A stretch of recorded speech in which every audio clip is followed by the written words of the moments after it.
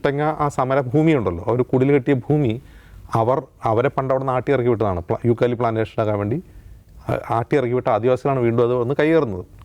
അതുപോലെ മുത്തങ്ങ വന്യജീവി സങ്കേതത്തിന് വേണ്ടി 2 ഘട്ടങ്ങളായിട്ട് അവർ ആട്ടിയിറക്കി വിട്ട സ്ഥലമാണ്. അപ്പോൾ ഈ സമരം തുടങ്ങി. ആ സമരത്തോട് അന്നത്തെ രാഷ്ട്രീയ നേതൃത്വം, അന്ന് ഭരിച്ചുകൊണ്ടിരുന്നത് UDF ആണ്. AK ആൻ്റണി മുഖ്യമന്ത്രി, K സുധാകരൻ വനം മന്ത്രി, പഴയ KPC president, K Muraleedharan KPC president, ഇവരുടെയൊക്കെ ഇപ്പോഴത്തെ പ്രസംഗങ്ങളും ഇപ്പോഴത്തെ രാഷ്ട്രീയ നിലപാടുകളും അന്നത്തെ ഇവരുടെ പ്രസംഗങ്ങളൊന്നും താരതമ്യം ചെയ്ത് നോക്കിക്കഴിഞ്ഞാൽ അവർക്ക് രാഷ്ട്രീയമായി വളർച്ച ഉണ്ടായിരുന്നത് മനസ്സിലാവും. അന്ന് K മുരളീധരൻ അന്ന് ഈ അവസാനം ഈ സമരം സെറ്റിൽ ചെയ്യുന്നതിൻ്റെ ഭാഗമായിട്ട് 1 ഏക്കർ മുതൽ 5 ഏക്കർ വരെ ഭൂമി കൊടുക്കാം എന്നായിരുന്നു അന്ന് AK ആൻ്റണി ഇവർക്ക് വാഗ്ദാനം ചെയ്തത്.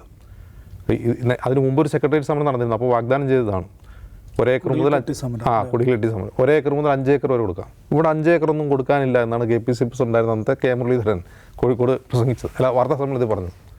അത്രയൊന്നും ഉണ്ടാവില്ല, സർക്കാർ വെറുതെ പറയുന്നതാണ്, സർക്കാരിൻ്റെ കണക്കൊന്നുമില്ല, 1 ഏക്കറൊക്കെ വേണമെങ്കിൽ കൊടുക്കാം എന്നായിരുന്നു, അതായിരുന്നു നിലപാട്. K സുധാകരൻ എന്ന് പറയുന്ന KPC പ്രസിഡന്റ് നിലപാട് എന്തായിരുന്നു അറിയോ? വനം മന്ത്രി, ഇപ്പോഴത്തെ പഴയ KPC പ്രസിഡന്റ്, അന്നത്തെ വനം മന്ത്രി. അതായത് ഈ പ്രശ്നത്തിൻ്റെ ഒരു പ്രധാനപ്പെട്ട കാരണം K സുധാകരൻ്റെ കടുംപിടുത്തമാണ്. അവിടെ നിന്ന് അവരെ ഒഴിപ്പിക്കണമെന്നുള്ള വനം മന്ത്രിയുടെ കടുംപിടുത്തം കാരണമാണ്.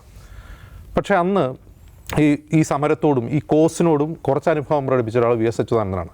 VS അച്യുതാനന്ദൻ അന്നത്തെ പാർട്ടി സംസ്ഥാന സെക്രട്ടറി പിണറായി വിജയനും കോടിയേരി ബാലകൃഷ്ണനൊപ്പം ഈ സമരഭൂമി സന്ദർശിക്കുകയും ഈ വെടിവെപ്പിൽ എത്ര പേരാണ് മരിച്ചത്, ഒരാളുടെ പേരാണ്, ജോഗിയുടെ പേരാണ് പറയുന്നത്.